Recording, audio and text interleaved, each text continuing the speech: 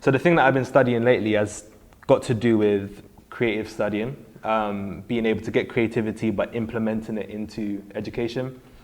But when I say education, not necessarily university or school, but just how you learn your everyday life. So, I'm a writer. I love etymologies. Etymologies just means the root meaning of a particular word. I love it. I do it all day.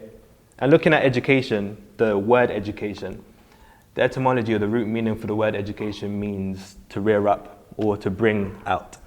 It's the idea that you're supposed to bring the best out of something. So education doesn't necessarily mean school. It doesn't necessarily mean university. It's actually a lifestyle, something that you do on a regular basis. If you was a seed, then education would be the soil and the sun. That's the thing that's going to be bringing the best out of you, and your fruit is based off education as an environment. So if that be the case, it can't just be something that you rely on in terms of this is something that I do from nursery up to university.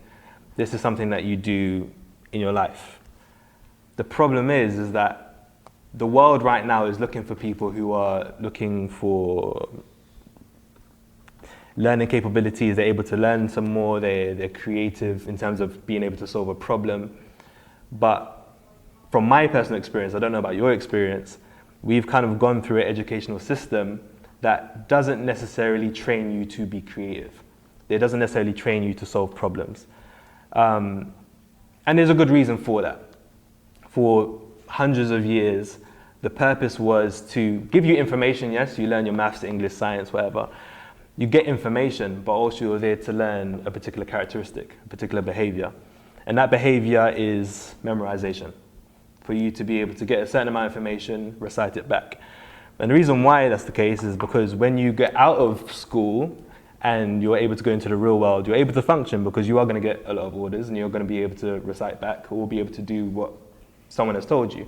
And it's worked. The purpose was for you to take care of a machine, right? In most cases. A lot of the times it's either, if I want to get into retail, I may want to be someone who's operating a cash register, right? That's a machine. If I was going to be a train driver, that is also another machine that I'm driving. Or if I just said, you know what, I want to be someone who's in operations, customer service, and even if I was working in a cab and someone calls up a cab, I'll be the one that picks up the phone, which is another machine, and then everything's fine. The problem is with that is that now that kids are coming around doing apps, coding, revolutionizing things, we're at a place now where machines are now able to take care of themselves. So I remember when you go to Tesco, there's a whole line of people kind of going to be scanning your shopping. Now there's 2 or 3 of them, and you can actually scan your own shopping. Just say, for example, if you go on a DLR, I'm sure in a DLR like there's no one driving it. Exactly, the machines drive themselves. Thirdly, if you want to get a cab, you don't need to call anyone anymore, Uber. So everything is now become self-sufficient and no longer necessarily needs human beings to operate it. You have this world, right? And on one side you have, or on both sides, you have 2 people who is able to survive in this new economy. One of them are those who have creativity and others are those who have character. Yeah, creativity and character is really the only 2 things that you're going to need in this new economy. What I mean by that is, creativity doesn't necessarily mean that you're artsy. It doesn't mean that you're just doing things for art's sake, but it means that you're a problem solver, right? And on the other hand, the reason why you may need character is, just say for example, if you go into a restaurant, yeah, fine, you could like tap things on a board and say, I'm going to do this, but they may hire 1 or 2 people for the human touch, right? I live in London, so there's not a lot of people that have amazing character in it. So we're definitely going to need that creativity. The thing about it is that obviously when you're in school, it doesn't necessarily have anything to do with creativity. It's more about reciting stuff. But I say that the new school needs to be something, or the new type of schooling can't necessarily be something that's focused on memorization, but creation. Not necessarily seeing the students as students, but seeing them as co-creators. Because once you're in school and you leave, you have to be able to have a mentality to say, well, not only do I have a certain amount of information that I memorize, but I also have the creative thinking abilities that no matter what industry I go into, I'll be able to provide something new to the table. So I would say that there's two ways on how we could go about it. We could either get upset, cry, and say like, oh, this is so terrible, we need to revolutionize the education industry, and why is it like this, and yada, yada, yada. But you can, and you should, but it's gonna take years for it to get to the point where you want it to. The second option is for us to get the already existing curriculum, things that already are there, and for ourselves to add in a new layer of creative thinking. So even if you leave education and you are expected to memorize a certain amount of information, you yourself have gone to a place where you're like, well, yeah, I've memorized that, but also as well, along the way, I've adopted these new ways of thinking creatively, so that you'll be fine in the future. So what I'm gonna do for the next couple of minutes is give you guys, there's an infinite amount of ways on how you can study creatively. We only have time for 6. So I'll give you 6 different ways on how you can study creatively. Before I do, just so you know, that everything that I ever say is based on the idea that the more you enjoy something, the more you're just gonna learn in the long run. So creativity should just be something whereby you make it enjoyable for yourself, because the more you do so, the more you're gonna be fine at it. There's 2 things that you need to kind of understand when it comes to traditional education. We teach in 3 ways, but I'm going to talk about the first 2. The first is concepts, the second is facts, right? So facts and concepts is what we're going to be focusing on. That's what creative studying is focused on. Concepts are clouds, they're airy-fairy, they're up in the air, you can apply it to anything, right? They're clouds. But facts are bricks, they're concrete, you can't change them, you can't argue with it, right? So just say, for example, if we're going to be talking about democracy. Democracy is a concept. I'll be able to talk about democracy of this room, or England, or ants. I'll be able to talk about democracy everywhere. It's interchangeable. But if I was to talk about a fact that has to do with democracy, it may have to do with the idea that, okay, when was the year in which democracy was introduced in ancient Greece? That's very specific. You can't metaphor your way into that. You have to find a very specific year in which that was introduced. So everything that I kind of show is leaning more towards a concept or a fact. It kind of does better with a concept or a fact. Some of them are amazing with both. The 6 tools are these, and then we'll go into it later on. Number 1 is sketchnoting. Number 2 is using metaphors. Number 3 is using storytelling. Number 4 is everyday application, finding ways on how you can apply what you learn into your everyday life. The 5th one is songs and rhymes. And the 6th one is using every surface as a learning opportunity. Yeah? All right, so number 1, sketchnoting. So sketchnoting, if you haven't heard of it before, is basically visual note-taking. So like, it's more times than not, when you're educating yourself, whether you're in school or not, whether you're in traditional education or not, if you're just studying anything, normally we write in books, right? And it's cool when you're learning it at that time, but then when you want to go back and revise your notes, it's just a whole bunch of text. In order for you to get what you're really trying to look for, you have to skim through all that text and try to find exactly what you're looking for. It takes long. It takes very long. So sketchnoting is basically finding a way on condensing a whole lot of information into pictures and symbols, right? And it has a whole bunch of use. I mean, I've adopted it, and it's really changed not only like my workflow, if you could say that, but it's also changed the way I think. Being able to think in images is crazy. But one of its use is speed. So this is one of my notepads. And this is one that I've done recently. And in these notepads, you can see that most of it is drawn out, right? But in every single page, I'll be able to go and say, I know exactly what each page means, because as long as I see the image, it triggers off a memory. So not only is it something that is helpful in terms of your learning, but it's also just helpful in terms of your speed. So when you're looking for your notes, you know exactly what you need to be looking at. It's right there. So yeah. That's that. The second is comprehension. So, sketchnoting. But we're still in sketchnoting. So the second thing that's valuable about sketchnoting is the fact that you're able to comprehend things in a completely different way. To be able to visualize what you're trying to learn not only allows you to understand something better, but it allows you to also make breakthroughs in your learning faster. So because you see this information in a different way, you're able to add something different to it. You're able to make certain innovations that other people probably wouldn't have noticed. There's public uses for sketchnoting. So even if you are in education and somebody wants to see your notes, or if you're in a conference or whatever, and someone wants to see what you've written, you're able to just show them the image and they know exactly what you're talking about, because you don't need to just, if you say something, they have to imagine what you're saying, but if you create the image, you know exactly what you're talking about. For me, I haven't been in education in a minute, so I use this stuff for business. And for me, the person who's able to visualize what they're talking about always wins. Because when you're trying to explain that idea or concept to someone, they have no idea what you're talking about. But if you just pull out a napkin and start drawing it out in front of them, you can't argue that it's right there. We both know exactly what we're talking about. So it has those uses as well.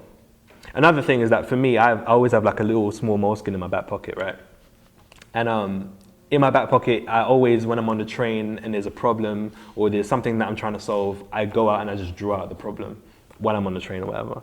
So sketchnoting is not just something that you do in university, it's something that you just do throughout life to try and understand concepts and try to map out certain things for you to understand information differently. So there's two rules for sketchnoting. One of them is that this is not art. Yeah, it's not art. It's not supposed to be exhibited. It's not the Mona Lisa. When you draw something, it's not supposed to be photorealistic, because a lot of people are like, oh, I can't draw. Don't come with them excuses, isn't it? It's a myth. So anyway, it's not that. Second thing is that it is a skill. So even though you're working on it and you may be terrible at it at first, it's a skill. It comes with time and frequency. You have to work on it over and over and over again. Eventually you'll be better. Once you get good at it, trust me, it works. So cool. What I'm going to do is give you guys a masterclass in drawing.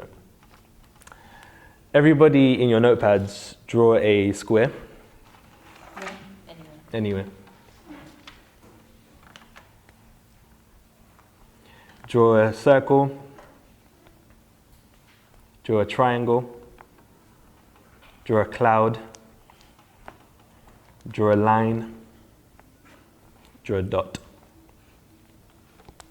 How come a cloud look like that? But there you go. You know how to draw. So anything that you will ever draw, ever, especially when it comes to sketchnoting, is just going to be a compilation of squares, circles, triangles, clouds, lines, and dots. That's it. So sketchnoting, the cloud is kind of interesting still. Sketchnoting is not art. So when you're drawing or when you're trying to map something out, don't be like, oh my gosh, this is not what something looks like. If it doesn't look, if you're trying to draw a cat and it looks like a dinosaur, just write cat at the bottom, basically. So just so you know that everything that we're ever going to do in sketchnoting is just going to be a compilation of these shapes. Let's do something quick fire when you just draw it as fast as you can. Draw an aeroplane.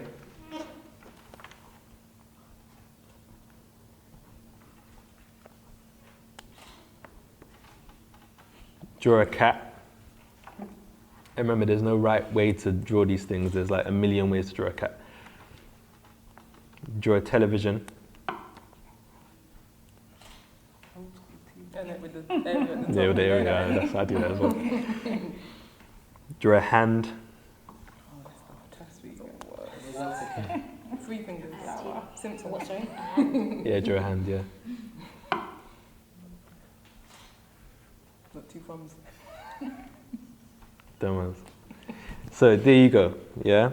Even if this is not supposed to look photorealistic, it's not supposed to look like something that you could put up on a wall, but as long as you know what it is, then it's fine, yeah? And the reason why you do it super quick is that, fair enough, when you're doing it in your private time, you could draw however you want to, but this isn't about art, it's about thinking process. So when you're in a conference or when you're in, even now as I'm speaking, if you want to draw out what I'm saying, that you don't have time to try and get the shape as right as possible because someone's going to go into the next point. So it's really just about you trying to get the essence of the thing so you know exactly where it is. Even if it's like a cat and it's just a circle with like 2 points, you know that's a cat. And if you want to make it look better, you do that afterwards, right? Cool. So just say, for example, why it's so important to create symbols is because you're able to condense crazy amounts of information into small shapes. Now, I can't go into it now, but for me, if I was to draw a circle with a dot in the middle and a triangle, I could talk for hours on a circle and a triangle because I was working on a particular study and I was able to condense it down into those shapes. So now whenever I make a point and I draw a circle and triangle, I know exactly what that is. And really that's like pages upon pages worth of information. I don't have to say that all over again. That symbol represents that and I can build off of that. A smaller, easier way of like introducing yourself to symbols is just say, for example, someone's saying something and you're writing something down and next to it you may draw a happy face or you may draw like a sad face or a confused face. Maybe on a confused face that maybe represent to you, that point kind of confused me so I need to speak to the speaker and see what they were talking about when they said that. That kind of stuff is going to be able to not only allow you to condense information but allow you to think in different ways. So when you're doing live meetings or whatever, just say for example you go to a conference or a talk, don't try to, unless you're sick at sketchnoting, like I said, it's a skill that you have to develop, don't try to jump into it straight away and be like, cool, I'm just going to draw everything that they say. Start with squares and boxes and arrows. Just start with that. So I'll just draw it on my notepad now. If someone's going to be talking, I may write their name in the middle and I might say what they're going to be talking about. And as they are speaking, I may just write little points there, put a circle around it. They may say, oh, there's 3 points. And if they say a number, normally listen to that because then you could begin to draw things out. But bullet points, circle things around. And then what it basically is not necessarily drawing anything, but you're knowing how to compartmentalize the information.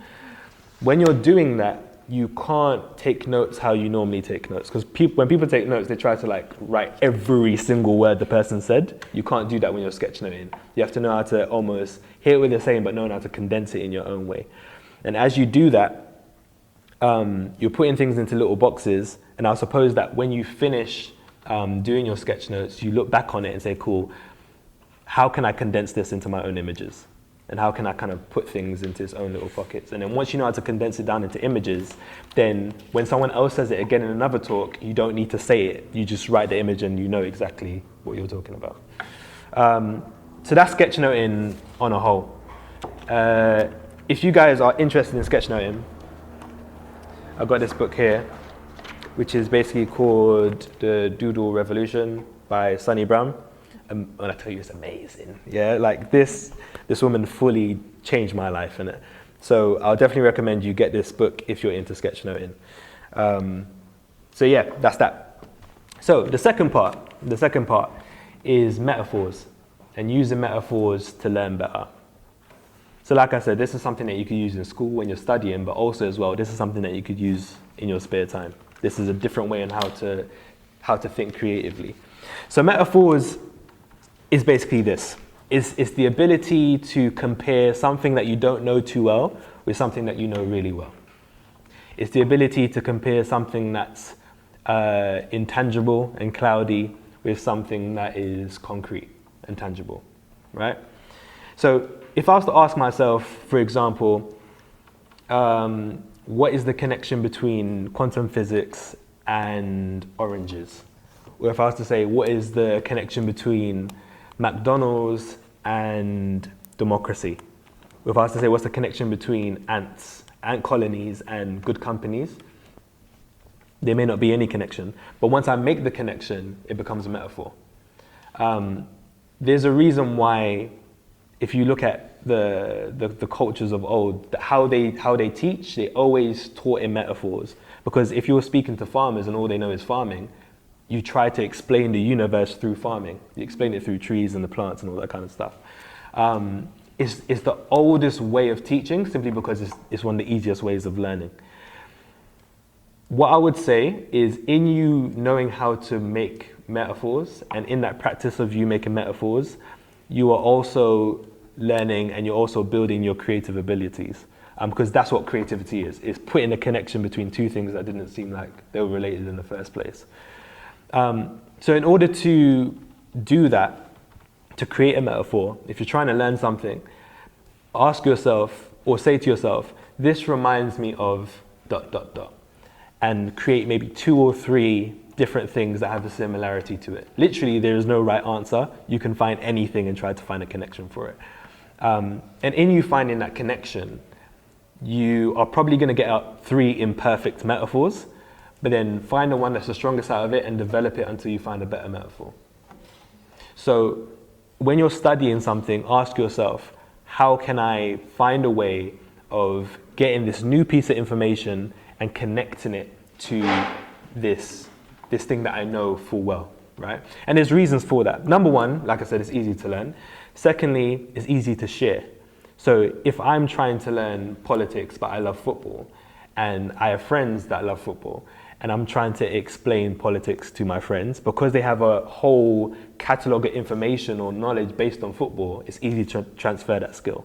And they'll be able to transfer that knowledge to their friends as well, if they both like football. The third thing is that there will be breakthroughs in your learning. So if I'm trying to study politics, trying to study football, the more I'm into football, I'll begin to get new breakthroughs in politics. And the more I'm into politics, I'll begin to get new breakthroughs in football, because I'm creating stronger connections between the two. So when you're studying something, ask yourself, how can I make a metaphor out of this in order for me to understand it better? Yeah? All right, cool. So that's part 2. Number 3 is storytelling, and finding a way of making a story out of the things that you know. So a lot of the times, many would say, I'm not a storyteller, because they're normally thinking about writing a novel. I'm not talking about writing a novel. We are storytelling creatures by default. So if I say, oh, how's your day been? I'm expecting a story. If someone says fine, I'm upset, because you don't just give me one-word answers. I have to have a full-blown story. If someone says, you wouldn't guess what happened to me today, automatically you're expecting to hear a story. There's going to be a beginning, middle, and end, hopefully. So this is what we do by default, and this is how we remember things. This is what we consider to be life, like a series of stories, right? So if we embed that into the things that we're trying to study, we'll have a great emotional connection to the things that we're studying. So just say, for example, if I'm doing science and I'm studying, I don't know, the elements, and one of the elements is carbon monoxide, right? In order for me to understand its properties more, or understand its characteristics more, I may have to make it a character. Getting something that's inanimate and making it animate, right? Or giving it life. So does it have a character? Is it lazy? Is it angry? What are the kind of things that it would say? Does it have a family? Does it have friends? And if so, what are their names? Heck, you can even change the name completely for you to have a stronger emotional connection to it. So it's 2016 now. Donald Trump's doing this thing. He reminds me a lot of like carbon monoxide, because if you breathe in a little bit, it make you sick. Breathing too much, it'll kill you. So whenever I'm studying carbon monoxide, I could easily change his name or change the name to Donald Trump. Mm-hmm. So I have a funny little thing in my head going on with that. Obviously, when I'm in the examination board, I can't be writing Donald Trump. It doesn't work like that. But the reason why you do that is by making a story out of what you're trying to study, you're having some sense of ownership. The very fact that you're renaming things and naming something in a way that you would want to remember it, you've already had an emotional connection to it. And because you have a sense of ownership, you're definitely going to learn it a little bit more. So that's storytelling. Whatever you're trying to learn, ask yourself, how can I try to make a story out of this? How can I make this more interesting for myself? So that's part 3. Point number 4 is everyday application. So finding a way of being able to apply the things that you're learning to your everyday life. At the end of the day, education is for action. That's what it's for. It's not to gas you up. It's not to make you feel smart. It's not to make you show off and say, look how intelligent I am. Anything that you learn is always to be for action. It's for you to kind of move forward, in life in general. So when you're studying something, it's very important to try and find a way to apply what you're learning to your everyday life, even if the application is a silly application. So if, again, politics, if I was to be in university and I'm studying politics, instead of me just studying the laws and how kind of like how the world is running on a wider scale, it will be more helpful for me to see these laws and see how it affects my guy on the street, the person that lives just down the road from me. Another example may be if I was into sociology and I loved Krypton Conan at the same time. Hip hop, for one, definitely always speaks about, even whether it be directly or indirectly, the things that they speak about is based on what happens in society, or how society is designed. And that's what sociology is about. So I can ask myself, what is the connection between what I'm studying in sociology and what makes Krypton Conan say the things that Krypton Conan say? And in that connection, I'm having an emotional connection to both. So finding a way of applying what you learn is always vital for you to see how it's actually going to make sense outside of the classroom. So whenever you study something, always ask yourself, no matter what you're studying or what you're learning, how can I apply this? If it doesn't apply, try to apply it, please, I beg you. All right, so that's point number 4. Point number 5 is songs and rhymes. Probably all of us learn our ABCs through song. And even if someone said to me, like, what is the 14th letter in the alphabet? I'll pretend like I knew, but like in my head, I'm like, I'm trying to sing the song in my head because that's how I learned the alphabet. We didn't learn it in a cold way. We learned it with musicality.